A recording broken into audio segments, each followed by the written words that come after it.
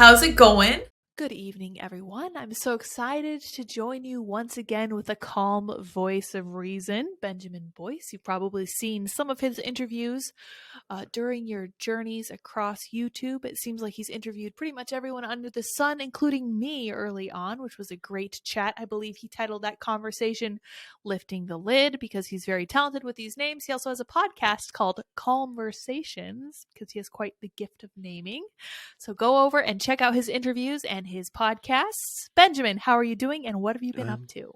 I'm great, Lyd. How are you doing? I am doing just well. doing the content creation thing, which is what we're doing now. So That's awesome. this Yeah, is, I reached out to Benjamin and I was like, hey, would you like to join me one of these days? And he's like, well, I just had a spot open up this afternoon. And I was like, great, let's do it today. We'll do 2 today. It'll be awesome. So, Benjamin, you are in your very secluded looking area. From my understanding, you are in the western part of the United States. Is that correct? the Pacific Northwest, actually. I'm outside of Olympia, Washington, in Very cool. great rainforest of Thurston County. I think it's one of the wettest places in America, the continental U.S., other than like some county in Mississippi, because they have hurricanes there. So it's Right. just always wet and rainy here. So, how is the weather treating you over there? It's okay. I mean, it's just, Damply. keep on going. Yeah. I get mossy and then I just Yeah. have to scrub myself a little extra. I finally got one of those back scratchers that's ergonomic so I can reach all of the little like fungus and Nooks and whatever that's crannies. growing. Yep, on. Yeah. yep. That doesn't surprise me at all coming from someone who lives over in that part of the country. How are the politics over there right now? Washington state politics is pretty darn left. And I haven't really been keeping up with it because it's just so far woke that there's really it's one-sided, especially because it's controlled. It's basically controlled by Seattle and the Puget Sound, which is very left. And then there's, a great swath of red country on the eastern side of the Cascades, but they don't have the balance of powers, not at all commiserate to any sort of like competitive co-processing. The Democrats do control everything and they do get whatever they want. And it's just the same thing. They a couple years ago, they started up an office of equity. And I went through and I watched the formation of that office of equity. It was just insane stuff. These people in this interminable meeting coming up with all these reasons why they need to control every single aspect of the government and make sure that they have the purse strings at their command.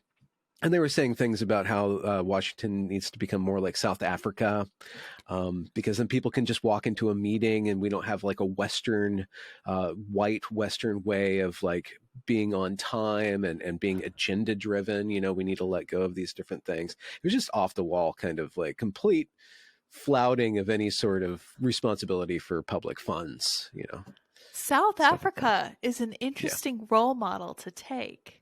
It's actually, I see that a lot. A lot of people praise South Africa in the equity business. It's kind of like, Really? okay, is this where we want to go? Because Well, let's unpack apartheid, that. There's a lot there. Yeah. truth and reconciliation, brownouts Farmers. constantly, little secluded areas where I think the biggest, like and this is just off the top of my head, but one of the biggest growing industries in South Africa is private security. That doesn't surprise me at all. Because it's South Because Africa. reasons, Yeah. yeah. Well, as I recall, there is a little town in South Africa that I think is probably one of the last places in the world that is whites only, and it's called Oriana. So I'm curious now if their goal is to divide people along those lines so much that they actually get what I suspect is their end goal, which is actually fully segregated society away from people of other races. Am I crazy? Yeah. Do I have that backwards? I don't know. I mean, apartheid, it went. There's no reason for it not to come back. I mean, it's really interesting thinking of the race issue, and that's where I started with the race issue. I've moved on to the gender issue because the race issue is, it just feels so dead-ended to me. It's Yeah. like there's so many people with so much invested in keeping that aggression going, and so much so that it just constantly evokes itself. It constantly recreates the racist discourse, constantly recreates itself. The thing about gender is that it constantly recreates itself, by creating more human beings. So it feels a little bit more generative than, race war kind of stuff, even though the Yeah. gender issue right now is pretty fraught. Yeah, it is fraught, but it also is on a very basic level much more interesting than the race thing. I feel like we've had the race conversation a lot of times in the past.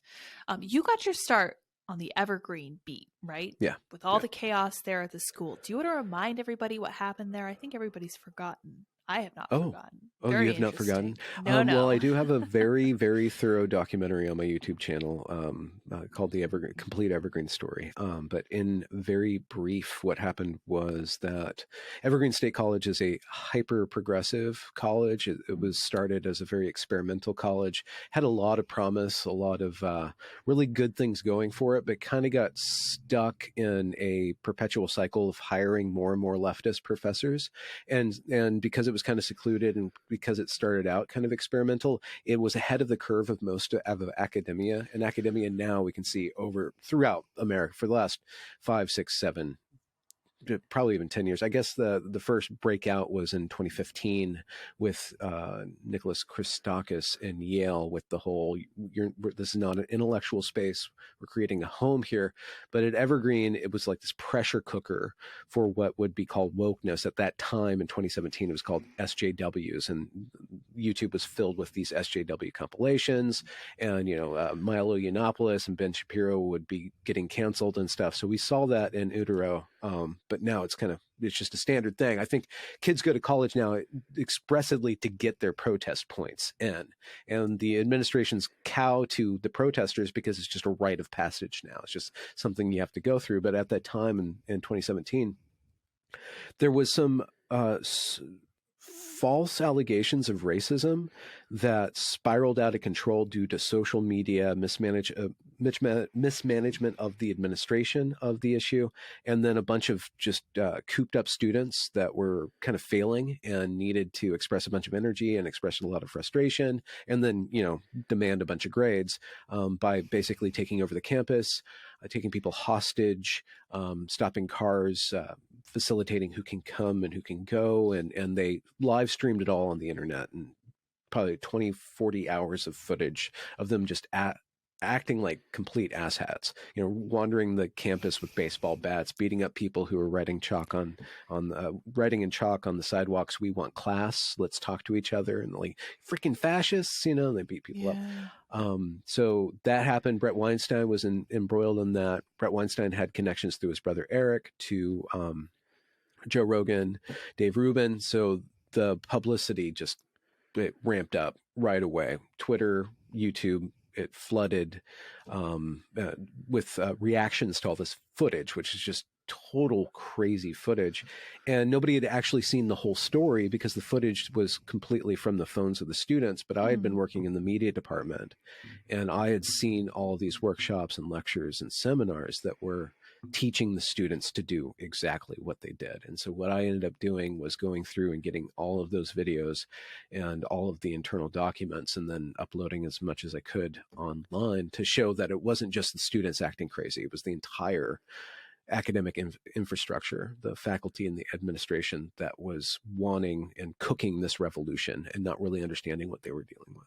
That is such an interesting revelation. So you were just the man in the right place at the right time to really expose this full story. Yeah. And I think that is fantastic. I'm very glad that you were there. Do you think that this has been so we're kind of jumping into this a little bit quickly because usually I wait a little longer to ask people about their conspiratorial ideas, but do you think this was a conspiracy? Do you think this has been in the works from some kind of overarching bad person, or just a natural outcome of liberalizing education, higher education? Yeah. Well, okay. So once you start asking those questions, there's places to go down. So is there a centralized plan, or is this kind of an emergent property of some sort of elite theory or of decay of these institutions, or is it something inherent in what we call liberalism that leads to progressivism that then leads to hyper progressivism or progressivism, whose sole focus is on total emancipation and then total forced equalization of everyone, a total forced process. And as I have gone on my journey over the last, I guess we're coming on the 6th-year anniversary here in May of that, and kind of my political awakening, which was a dark awakening. And I'm really personally, I at this point in time, I very favor the elite theory. You just talked to Aaron McIntyre, which would be kind of a Machiavellian theory of power, and how power always conserves itself, and absolute power always conserves itself. And that's the one theory that makes sense of how Nancy Pelosi acts, and how George Bridges acts, how the protesters act across the nation whenever certain events happen, and how the entire media apparatus reacts consistently to favor one side, which is always what we call left. And left means total, utter emancipation of the will of the human being, and then total equal, which is, it just doesn't make sense, because you can't be completely emancipated and completely equal at the same time. So what happens is the power of the state comes in and gives you all of this pseudo freedom, libertinism, and then suppresses all of your aspirant desires, your competence, by submitting it all to libidinal urges. And that's why you consistently see sexuality centered on this, and degenerate sexuality, because that's the way to short circuit people's ambition, so that they get immediate pleasure. Anything that leads to immediate pleasure disconnects their their long-term goals, their self-reliance, and then their ability to stand up against the state in unison and create a state that's more in cohesion with the goodness that the people want, or is what good for the people. That's fascinating, because I had somebody say to me the other day, because I was engaged in that discourse about Budweiser being so, ridiculously off the wall with their most recent ad campaign. And somebody said alcohol really is like an opiate of the masses. If we could get people to stop drinking, it would make people less malleable to this authoritarian government idea. And I was like, that's interesting. Now, we know that the history of alcohol is such that the working class has always used it to kind of make life a little bit easier. And for that reason alone, I think that you probably shouldn't try to take it away from everybody. And we know that they tried to do that during Prohibition, and that did not end well. So that was just an interesting kind of tie in there that I'm seeing. I think that you're correct about using immediate gratification and this hedonism to distract people from possibly seeing serious problems in the way the state is run. Now, you mentioned your political backstory, so I wanted to ask, you're from a progressive part of the country. Is that where you're from originally? And what else transpired to turn you into kind of the thinker that you are today? What transpired? Well, I was walking along the road on my donkey. My road to Red Pill Damascus. So I guess it's interesting because, I grew up in California, but Northern California outside of Sacramento, which in the 90s, I was born in 76, so 80s and 90s. And that was still pretty conservative. It was outside of San Francisco, LA, and California is still pretty blue outside of very powerful centers. Just like in America, like you have this blue, red. Yeah. I know what you mean. It's even still, like, I should know that, but red Democrat, but then red not Democrat. Okay, whatever. Yeah. And then the lightsabers, like, which one is the Who red knows? and the blue one? I don't know. Knows? Red's not good, but But I started. This is probably part of my awakening. I started, my first job was a paper route when I was 11. So, I learned, money management, getting up at the crack of dawn, like delivering papers and stuff like that. And then I did that throughout my formative years into my teens.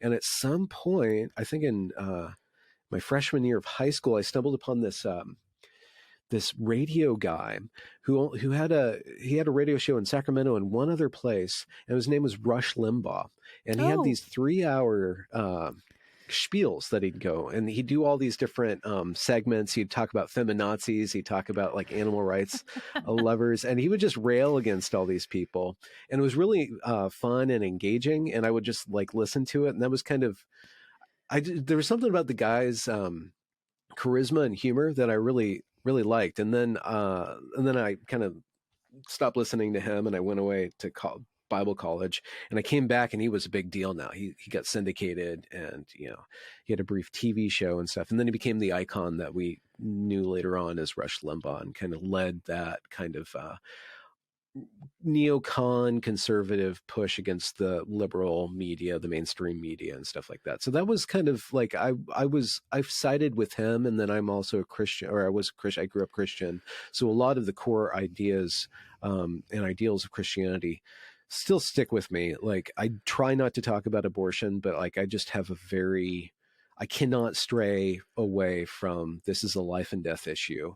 And this is something we really need to take seriously, because if we start to play around with the language of what a child is, what a fetus is, what's to stop us from playing around with the meaning of what a woman is and what a man is? Like, is there, once we start to destabilize ourselves from reality and from some idea of the sacred, then the whole structure of language falls apart. So I am very, I don't even know if I want to say conservative now, because I'm still trying to figure out the proper words for that, but I do want to conserve, or at least adulate, the transcendent and the sacred and stuff like that. So while I really disliked George W. Bush and his response to 9/11 and rushing into the Iraq war just totally ticked me off. I thought that was a terrible, terrible idea, and I protested against that. And then I was totally trying to get George Bush out of office, vote for Kerry, back in that time.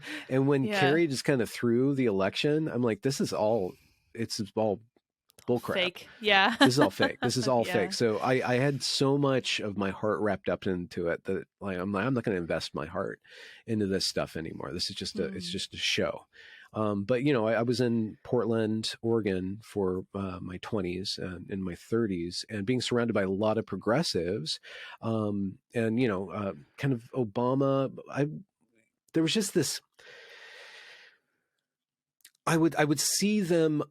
I would see progressives and liberals in Portland and then Washington just assume things about the world that they weren't aware of their own superiority over everybody else. And that always just kind of ticked me off, because they didn't kind of understand how privileged they were, ironically enough, and how universalist their ideas were, how they thought that their way of life could just be projected onto the rest of the world, and that they're at the end of history, ergo they're on the right side of history, ergo they get to judge what's right and wrong, and just kind of amalgamate and homogenize cultures and submit them to this progressive idea. And I always kind of resisted that, just aesthetically, because I could see where it was headed. And then at Evergreen, when I got on campus at Evergreen, and you see this unfettered progressivism, you see just, I worked a lot in preschool while I was writing novels in my 20s and working in preschool.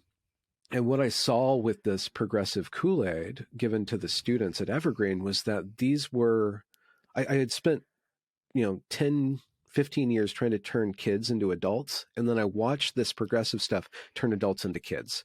They would go right immediately into tantrum mode, immediately into just very short-sighted thinking, very big emotions, it's very urgent, and the entire world's on fire if they don't get their little sippy cup right now of justice, right? And I'm like, what is going on here? This is so immature. And then the way that the adults were unable to respond to it as anything other than devouring mothers, as anything other than coddling mothers. There was a lot, just a feminization of the academic institution, and that turned everybody into children. So you have this Robin DiAngelo suckling this Negro baby, right? There's just this perverse kind of childization, infantilization of the Black folk. And I could show you the footage of that. I don't mean to be offensive at all. This is the way that they would talk and the attitude that they would have. Right. So I was always kind of subtly reactive, but then my reaction got stronger and stronger and stronger as I saw them violating the principles of maturity and integrity and creating value other than demanding and leeching value out of everything. It's so interesting that you made the connection to the feminine so early on, because this is something that I now see everywhere. I've been against the 19th Amendment for quite a while now, and it's not necessarily because this gives women the right to vote. The problem that I see is that it gives people who have no investment in the future of the country not just a right, but like a responsibility and a moral push to vote for things that they do not understand and with no eye to the future at all. So there's kind of been this interest of mine to see like how the country would have voted if only women had voted, maybe in 2016, 2018, and if only men had voted. And the difference is stark. Like the fact that we have two political parties in this country, and there are in fact two genders, I'm going to say it, is really fascinating to me, because I don't know if you're familiar with Verdant Labs.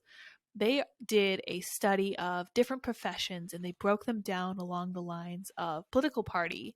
And if you go to, for example, surgeons, you can see that a vast majority of surgeons are not only Republicans, but also males. And it's so interesting because to me, it's clear to see how conservatism and the necessarily theoretically the party of the GOP would be more aligned with masculine principles. And it's very, very clear that we need both sides. Like we need both wings. This is something that my old boss Tim used to talk about a lot. He's like, you need two strong wings to fly appropriately. And I think that's entirely correct.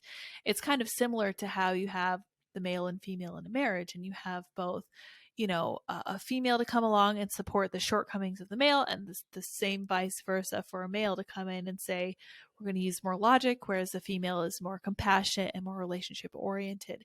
When you get any one situation where you only have one voice of one gender, for lack of a better descriptor, kind of driving the conversation, you run into problems. And it feels like this feminization is growing and expanding. Why do you think that is at this point in history in our culture? Um, that is a huge question. Off the top of my head, I would say luxury. Luxury, Mm. it's that meme of soft men, hard times, Yeah, yeah. soft men create bad times create hard men create good times Mm-hmm. create soft men. Um, and so softness would be kind of metaphorically or symbolically related to more effeminate Hmm. ness. But also I do see in the gender debate is really fascinating. The gender stuff is just endlessly fascinating to me because you have, for instance, you have a lot of like rad femmes or like really staunch second 2.5 wave feminists who are they were totally for sex is a gender is a social construct. We're going Right. to deconstruct all of the stereotypes so that anybody can be anything and nobody has to be anything.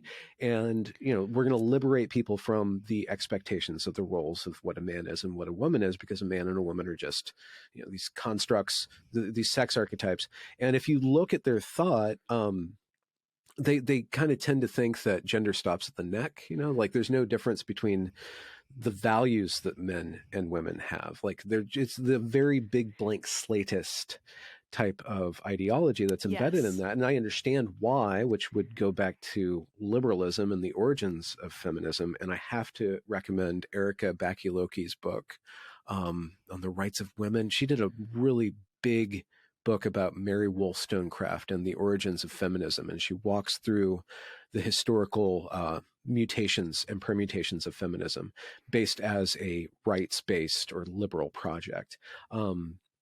But you just reduce the woman into this agent, this economic agent, this rational agent that has no particular needs that she wants. And any Right. sort of difference, and you see this in the race discussion, any difference is because of sexism. Any Of disparity course. is Right. because of oppression. Because if everybody's equal, then there should be equal outcomes. And if there's not equal outcomes, we need to engineer that because something's wrong with society. I'm getting off point, but okay. So you have in the gender debate, with the trans and the turf wars, you have these radical feminists coming up to they're just bumping heads against the fact that man is physically superior to women, so we're not equal. Men Right. have different values. They Right. compete differently. They think very And differently. they think differently.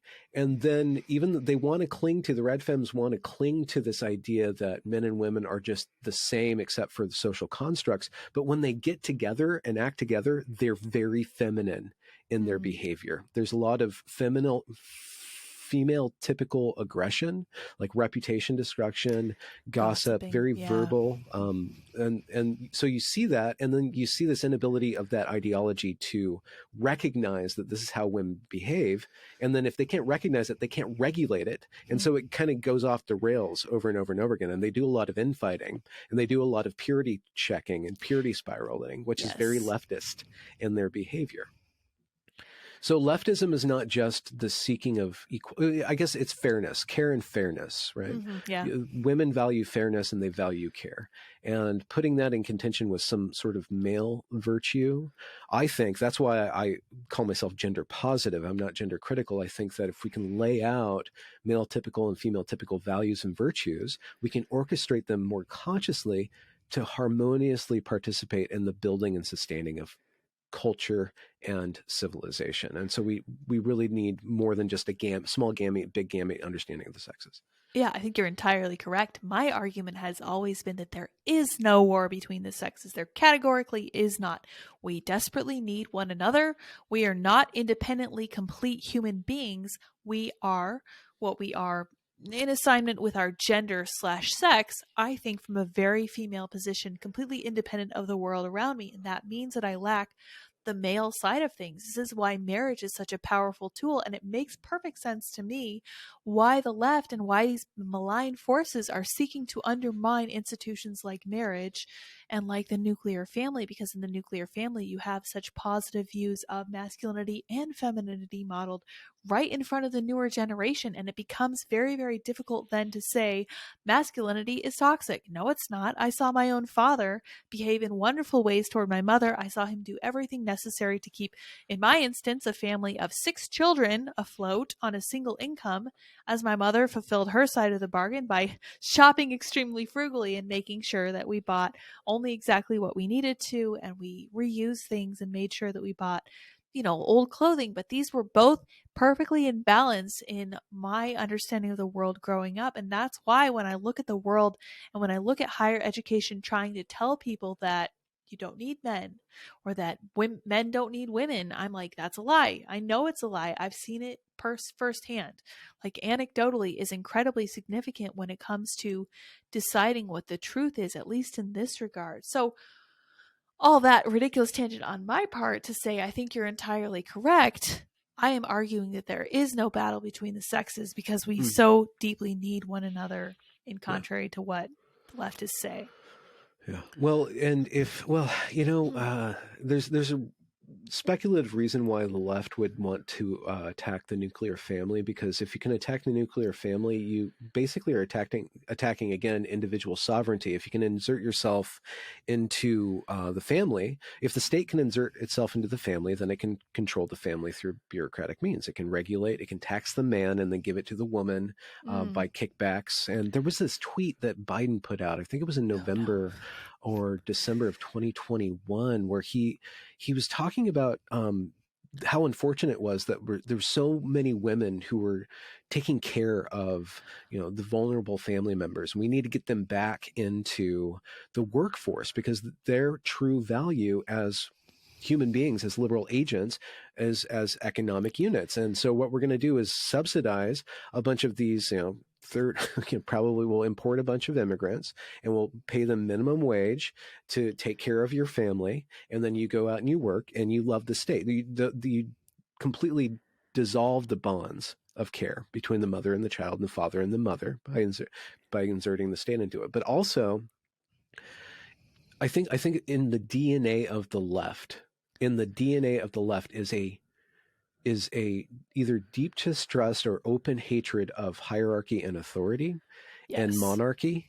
And this is where the left comes from. It comes from a rebellion against monarchy, which also comes from a rebellion against the Catholic Church. If you trace this all the way back to Reformation, and the way that a family operates is through a monarchy. There's a father who's the head, right, and the mother who kind of they orchestrate and authority together. They have a Right. pair authority. That it's sovereign. It's Mhm. sovereign. Why do I have to do this? Because I said. Period. Yeah. That's At the end of the day, purely yes. authoritative. So the left, of course, is inherently allergic to that authority, to that form of authority. And so it makes sense that those two things would dovetail, inserting the state, the bureaucratic state, and then dissolving those familial bonds, dissolving the divine bonds of mother, child, and father, mother, and child. That is a very interesting take, and I really like that. So you meant okay. So I want to go back a little bit because you mentioned the Reformation, and I want to make sure I have the connection correct. So you're saying that leftism tends to be in favor of the Reformation because it went counter to the Catholic Church, or like the kind of idea behind the Reformation. Well, Do I have that right? This idea is heavily influenced by Curtis Yarvin, aka Mencius Moldbug, who in his open letter to open-minded progressives, which is a tongue-in-cheek title if ever I heard one. I'm kidding, progressives. I know you're tuning in. I'm kidding. I love you guys. You're great. So great. He lays out that, and then how Dawkins got pwned. He lays out how progressivism, aka wokeness, he does this brilliant like lineage. He traces the lineage of wokeness and progressivism to Christianity, to Unitarian Universalism and Calvinism.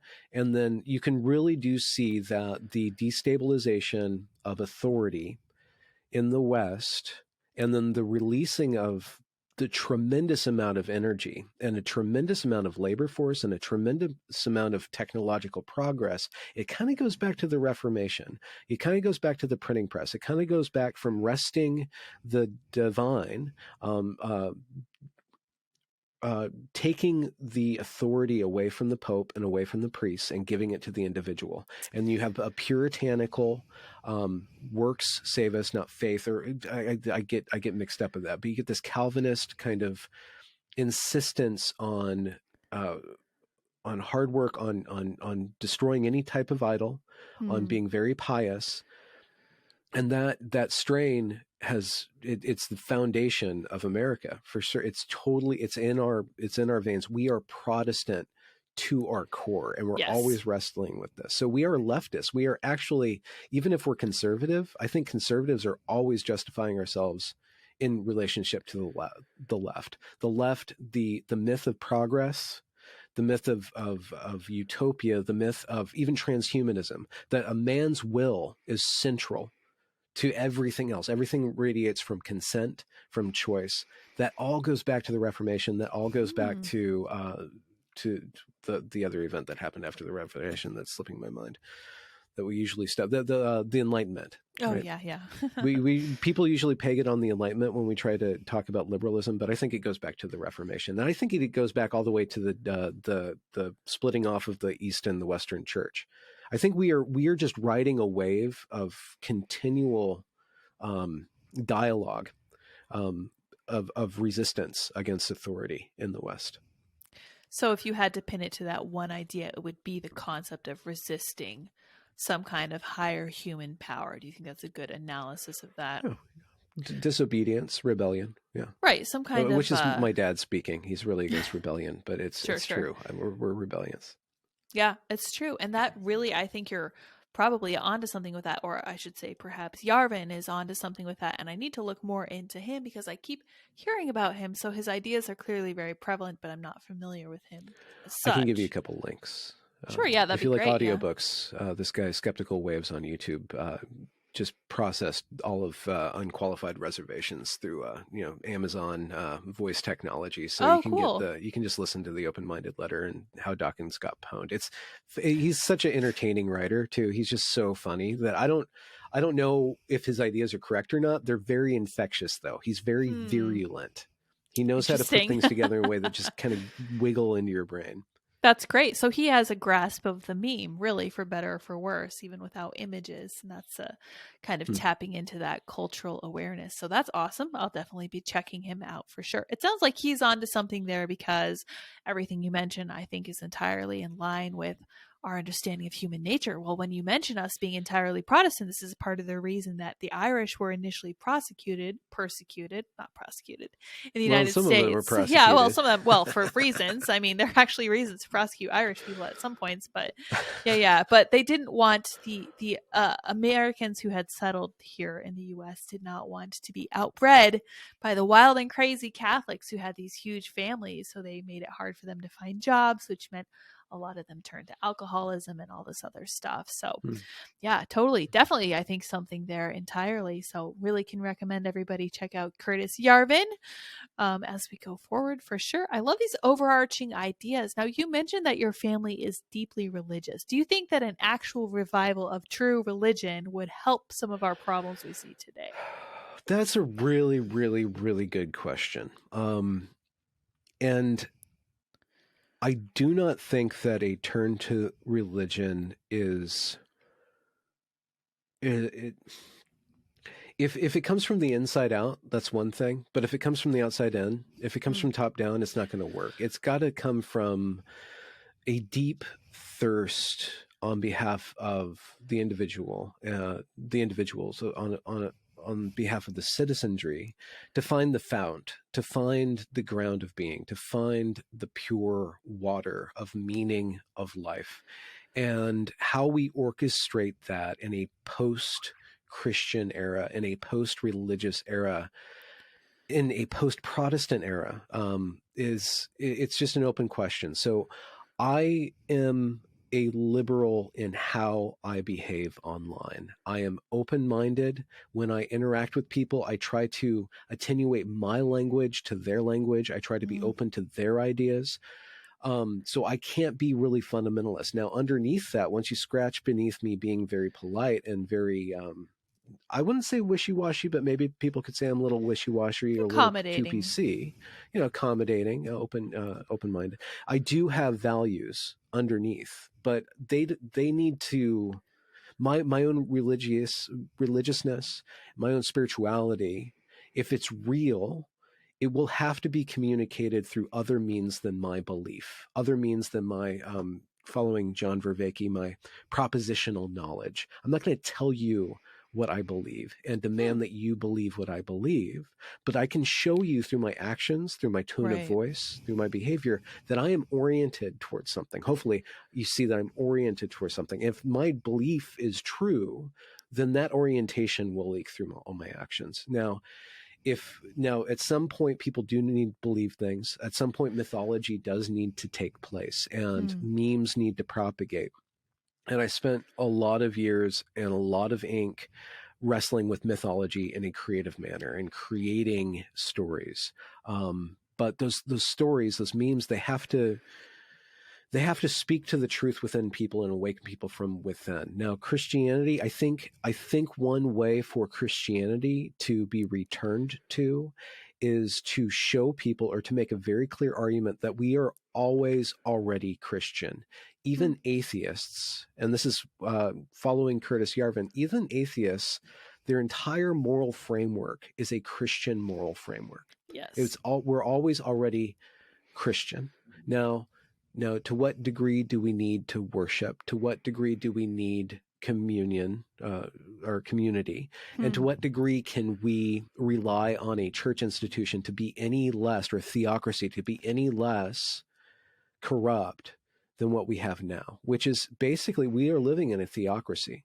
That progress flag, the pride flag with the chevron, with the trans, and then the skin color in it. Right. They every year in June, last year at least, the State Department took down the American flag and put up the progress flag.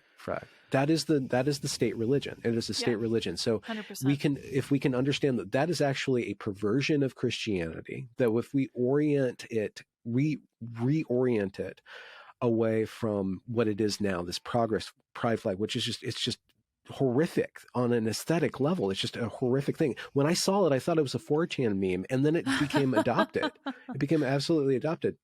It reminds me, do you remember, did you ever read Lord of the Rings or listen to the actual audiobook? Mm-hmm. So there's a scene between Sauron and Gandalf. Gandalf's the Grey Wizard, and Sauron's the Saruman. Saruman's the white wizard. Right. And Saruman invites Gandalf up to his castle, and Saruman's turned to the dark side.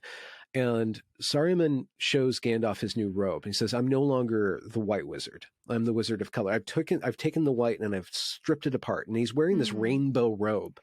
And Gandalf says, "You've actually destroyed what you are. You've atomized, or you've destroyed the unity and the purity, and you don't have this. It's not anywhere near what you think it is. You broke everything. You can't get to purity through breaking things apart." And that pride flag is a representation of unity going into diversity, into diversity in the wrong, improper, inharmonious way. So if you can try to convince people who are already religious, already woke, or even atheist, but still have the same values, don't need to use belief to interact with morality with each other in the world, but see that we are already living in a Christian soup. And if we through that way, there might be some sort of orientation that doesn't turn fundamentalist in a very specific way, where people are pure, demanding you state certain words, Jesus is king, or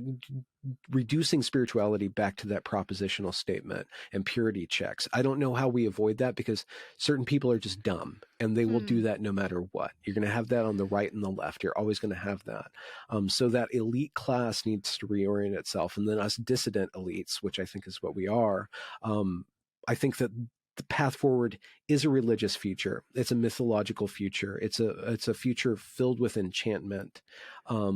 I don't see how we get there, but I think that it's possible with what we have now.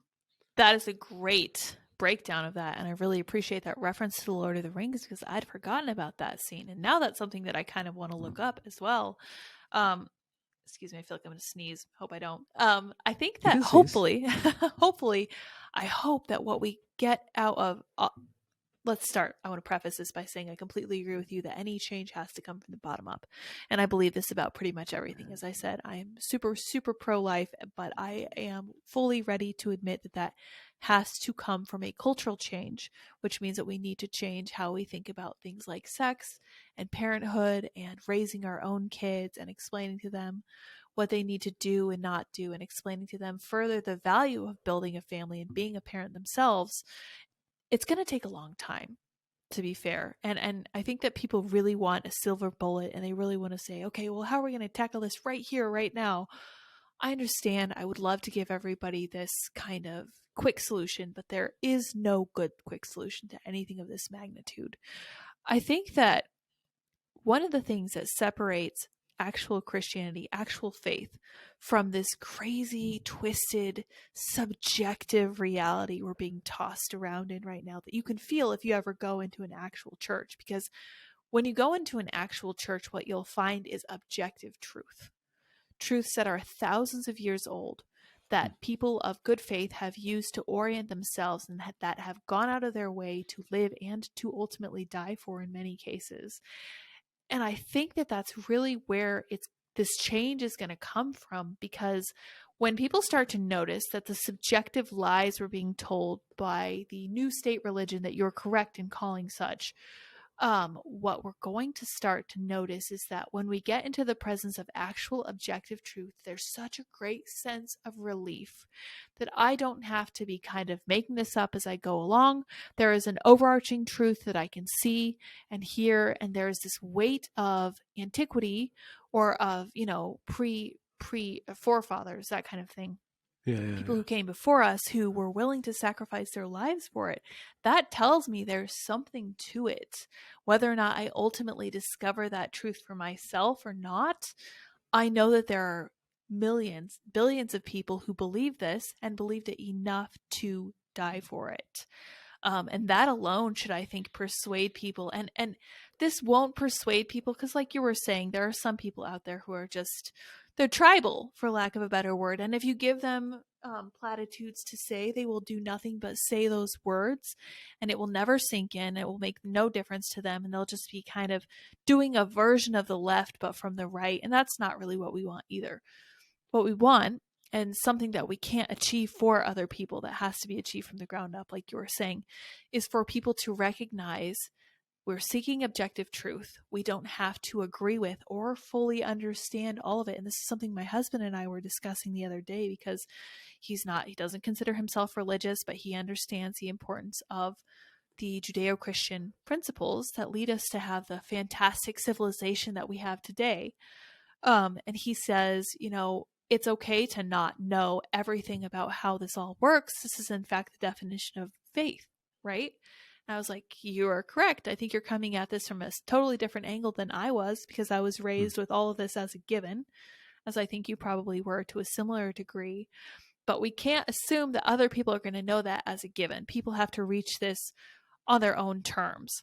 And I think that the objective truth is really going to be what shows people the difference between true faith and the faith that's being both foisted down upon us by the left, and that was foisted down upon us by fundamentalists in the past. I hope that the objective truth is what kind of enlightens people to that. What do you think? What do you mean by objective truth? So I think that with the shifting sands that we see, the concepts that you can be whatever you want to be, that nature is as you wish it to be, the whole trans men are women thing or whatever. I don't even remember. I get it backwards so easily because to me it's so contrary to what I can objectively observe, things that I've learned when I took anatomy and physiology, stuff like that. When I look at stuff like, the different the sex chromosomes, I'm just like, I don't really see any way out of this. When I was in anatomy and physiology, my teacher, who never told us one way or another if he was a Christian or not, this was in Colorado Springs, which is a super conservative city, but he was very professional. He just basically said, when you want to kickstart a human life, what you have to do is unite a sperm and an egg, and that's when it happens. And I was like, okay, that makes sense to me, because it doesn't really, I don't really know of a different place where it could start. So when I look at truths like that, I'm like, that is such a reprieve from this shifting sand of I can be whatever I want to be, and I can say whatever I want to say, and my feelings are the only thing that matters, and my identity, I can be a falcon, I could be a bird, I could be a unicorn. That stuff is, it's abundantly, actually, factually untrue, as far as I personally am concerned. Well, yeah, but in the context of church, though, yeah. I mean, how does church, which is a symbolic order, orient you toward objective truth? I think that if you give people the solid ground of saying, God says this, okay? God says that this is true. God says you should do this. God says you shouldn't do this. And then you can listen to what the Bible has to say about human nature versus like hope deferred makes the heart sick. You can say, I've seen that in my own life. You can look at the way that the Israelites were constantly demanding a king from God and wanting, all these visible signs and wonders. You can look at the way the Pharisees treated Jesus, and you're like, the things that the Bible has to say about the way humans work is abundantly, apparently, obviously true.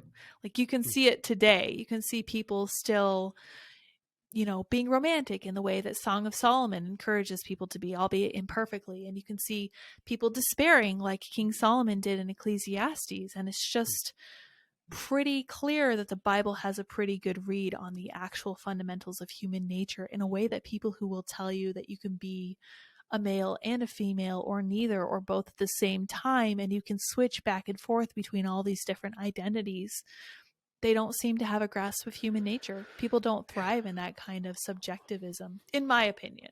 So well, no, I think I see what you're saying, because it's not just about changing sex or changing your gender. It's about the primacy of the human will over nature. It's that will to power, and that is what one could argue quite extensively the Bible is warning or teaching about, or saying that this is a human constant. This is a human constant, and it's death. What does it mean that this is death? What does transhuman mean? What is the will? What is adulating and putting your will above all else? What does that mean? That would be death. I mean, other than the abortion statistics, right, and then all the consequences of let's just say child transition. This is all deconstructive. It's all deconstructive. The will can only deconstruct. What is the creative will? What is we see? We can probably see that which causes us to flourish is probably more in line with life than that which just expends what we gathered by flourishing, or just expends our energy. And I think that the Bible religious traditions are probably pointing towards that truth. So because I just hear people say, I'm going to go into church and God's going to forgive me for this thing called sin has no relationship to objective truth.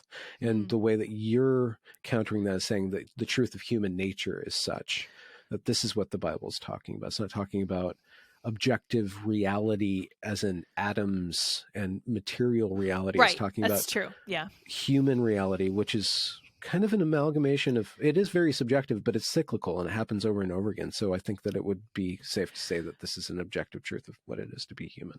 Yeah. And I think that's a fair distinction to make, because as I said when I was talking earlier with Oren, the science and religion are not attempting to explain the same things at all, pretty much, except for, the idea of when life might have begun or who might have kickstarted that.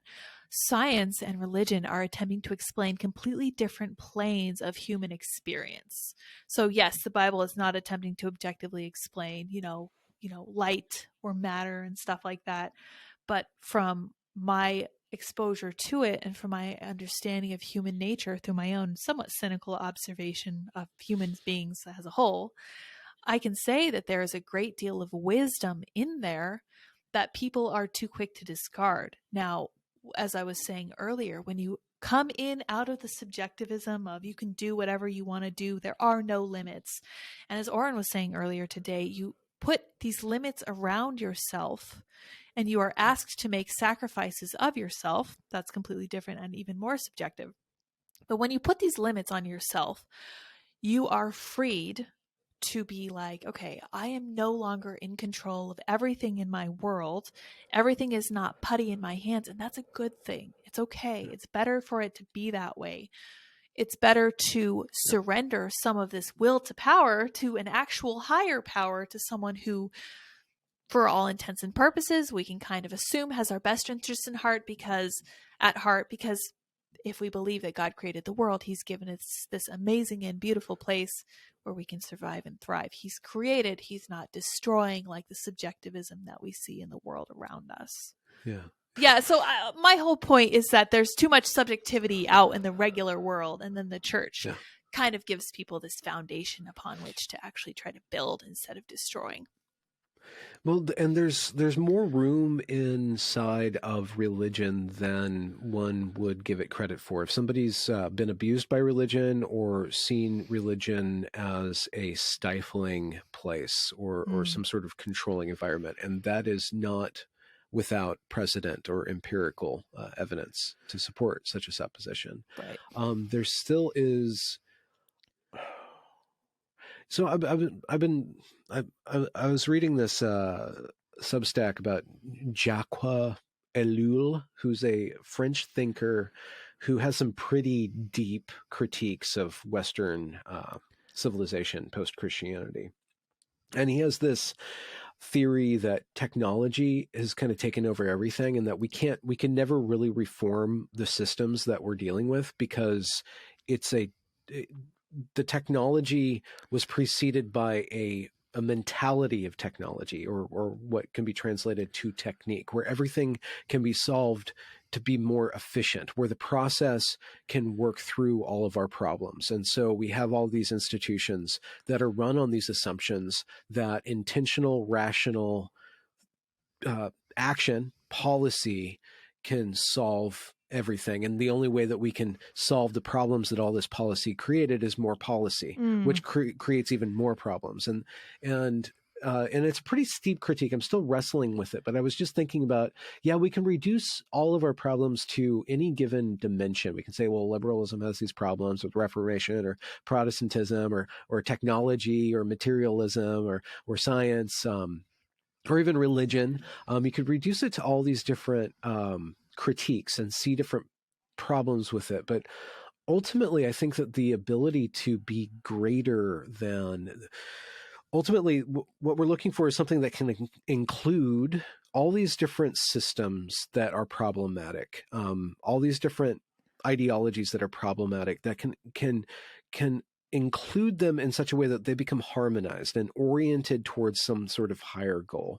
And a religious framework, if interpreted correctly, and this is the problem with the gender argument, people misinterpret these words that we're using. They misinterpret what a stereotype is. They think of a stereotype just in the gender, for example, in the gender debate or problem. Like stereotype is essentially bad. It's not essentially bad. It's a pattern recognition software that we run. Yeah. And it if you teach, and yes, it can be controlling and it can be limiting, but at the same time, we do need to know our limits. We do need to know our natures. And so stereotypes kind of lay out generally the direction that men and women go. And you could probably go along like different ethnicities kind of have different kind of stereotypical behaviors that are funny and but they're not exact. They fall away after looking at it. And so with regard to a religious framework, what needs to precede the religious framework is an understanding of what that religious framework is doing. What is it talking about? How is it talking about life? And I think Jordan Peterson has done a very, very good job, a very necessary job of kind of cracking that open and making it a little bit more popular. There's these things called symbolic truths.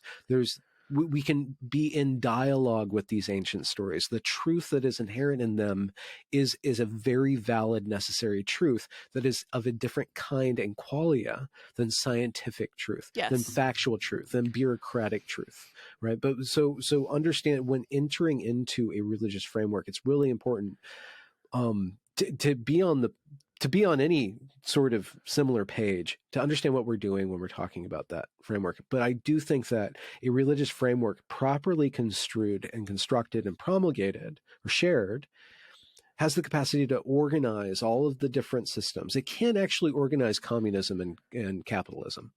Properly construed, we are communal beings. Properly construed, correct. Capitalism is very good to engage our desire to work, our ingenuity, and to trade, and to do market signals, to create information and distribute information.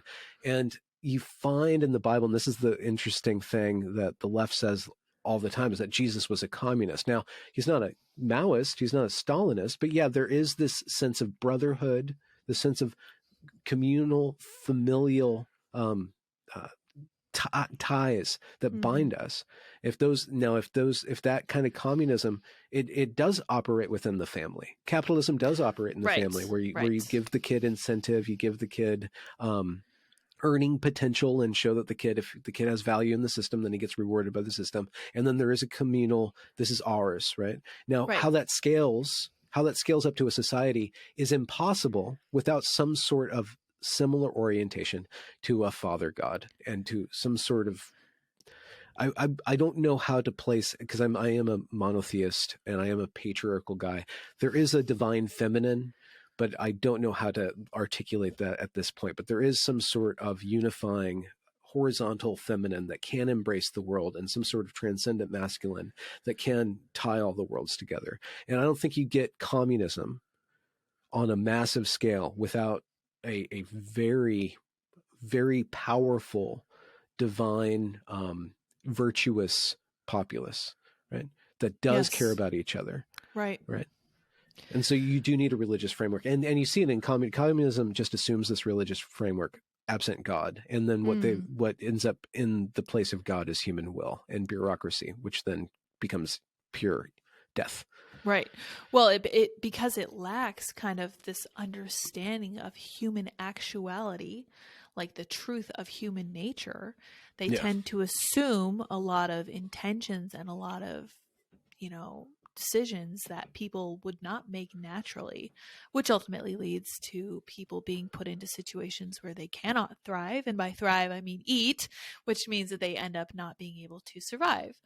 And I think I've long said that communism would work if we had a different kind of human. And I think that's very much, it's very much in line with what you're saying. It would work with people who are like fully in tune with, the higher powers, with God. And you can look at communities that are very, very communally structured, like Amish and Mormon and some of these other super religious but smaller communities that don't I don't know. Amish require. are like they're propagating like flies. They're They gonna are, take over yeah. America pretty soon. If you look at the logarithmic Logarithm, yeah. Yeah, eh, yeah. I think you're exponential right. aspect. Well, I think you're right, but they have found this great system of being a supportive community and doing things like coming together to build barns if someone needs Yeah, one, and also preventing outside influences from having overt negative influences influence. Yeah. on the culture, Yeah, you which do get that homogeny, which, and I don't see how we resist. Well, I understand the left's dire fear of fascism. I have that too. I want color. I want difference and distinction, but there's a trade-off. I want a certain amount of variation, and I think that there's a reason why Christianity mutated to have so many different denominations, and after a bit of killing itself over those denominations, it kind of chilled out. But there's still a lot of rich diversity in Christianity, broadly construed, which I would even argue, not here and now, but I think that atheism is even a part of Christianity. I think it's just kind certainly of in the West, cleaned up yes. in a way. Yeah, yeah, certainly in the West. And that's always been kind of my argument with atheism. You can't really come at Christianity from a position of true scrutiny when you are yourself operating from the water in which you're both swimming, Yeah. right? Because your whole life, your entire culture, your family, and all of your belief structures are built on something you deny, and that is the Judeo-Christian principles that came alongside of the Reformation, that came over to the US Don't forget the from Talmud. England. Yeah. Oh, yeah, that's true too. That's true too. And it is interesting to watch them try to argue against the very platform they're standing on, because it's just not going to work. And I understand having doubts about God and taking issue with some of the things that Christianity in the past has argued for. And that's fine, but you Yeah. need to understand that you're arguing from a plank that they built. Well, and at the same time, it behooves Christians to be very humble in the face of God, Oh, yeah.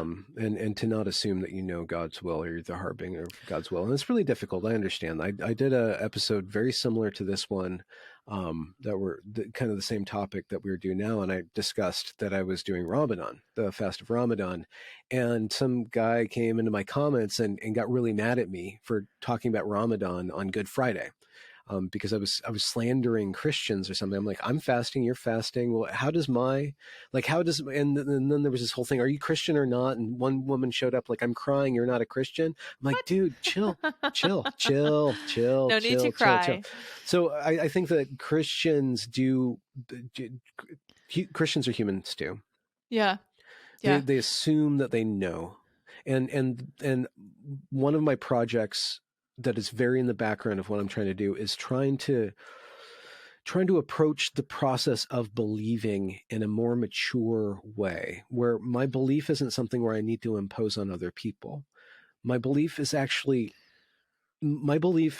a mental and intentional set of programs or practices that help me orient myself towards reality. My belief is not reality. It helps Right. me to orient myself to reality. So going back to objective truth, I would argue that a good church is a place that orients you to reality, so that after you do the practice or do some worship or seek forgiveness and go through the worship and the ritual, that you are cleaner on the other end. You feel broader, you feel lighter, and then you get to engage with the world more cleanly. That's what's showing you that your faith is actually bearing fruits. The belief itself is secondary to where it sends you. And if it's sending you to a good place, then I think that's the proof of the faith, the proof of the believing aspect of religion. That's interesting. And it's great that you mentioned that, because I was just listening to Dennis Prager talk to Jordan Peterson about this. And he was saying that in Jewish understanding, what they do first is establish the belief. And from that, you operate your actions. Whereas he says that Christianity is more waiting for getting an impression that something happened, and then you act according to that. I see the benefit from both. Honestly, I would be very interested in doing like an actual Bible study and seeing what the Bible has to say about whether you should wait for the feeling to strike you. But on the topic of feelings, I will say that as somebody who's recently started going back to church, there is an actual feeling, like a lightening of stepping away from all this ridiculous wokeness that's really infiltrated everything and getting back to timeless truths that people have believed for thousands of years. And I wish that for more people, because there is something so freeing. And I think that most people still, being stuck in the 90s and some of this fundamentalist thinking, believe that religion is, all about tying you down and restricting you from doing all this fun stuff. Well, now we've been like the kid who got into the candy jar and is now sick. We've done all the fun stuff. We've indulged in the hedonism, and we've been incredibly selfish, and there's just been no end to it. And we're tired, and we're looking for some actual structure, some actual restraint. So as we wrap up, Benjamin, what is a silver lining we can give people? How do we think we can kind of help orient culture the right way? I know, just something light as we finish. Okay, no big deal. It should take about 5 seconds, right? We have a few minutes, so. Well, I do think that there's guidance available to people, that we are, so I had a dream a long time ago where I was kind of in a very intense moment in my life where I was seeing a lot of spiritual truths, and a lot of things were being revealed to me in very rapid succession. And it was a gift, but it was also helping me to orient myself, because I was kind of off. I was heading in a bad direction, and so I received a number of different gifts. And one day I was hanging out with I had a dream, and it was one of those dreams that became very, very real. And this young man approached me, and he said, "I want to show you something." I'm like, "Okay." And so he took me outside of the world, and we went up into space, and we're looking down at the planet. And then I asked, "What if God stopped loving the world?" I just asked that, and the world just vanished. And not just like a disappearing trick, but it ceased to exist. And it was a terrible feeling. It was like, it was like the absence of existence, like intruded. And from that, I took a very necessary lesson in my own life, that everything is supported by love. God is love. God is continually radiating love, and that is the basis of existence. There's a floor of being in there, and I think that translates into the more complex forms. I do think that culture, I do think that people who are earnestly seeking the good will be revealed to them, because the good is reality. That is the reality. The evil is an obscuration or some sort of wrongful relationship to reality. It's nothing evil isn't anything in and of itself. So that's something positive that is a pure statement of faith and belief on my part. I appreciate that fully, and I actually think that your dream was very revelatory, because that actually ties into my understanding of hell, which is an interesting topic that we're really not going to get into right here now at the end of this. Have you been to hell? No, and I'll tell you why. My family always taught us that hell was simply separation from God.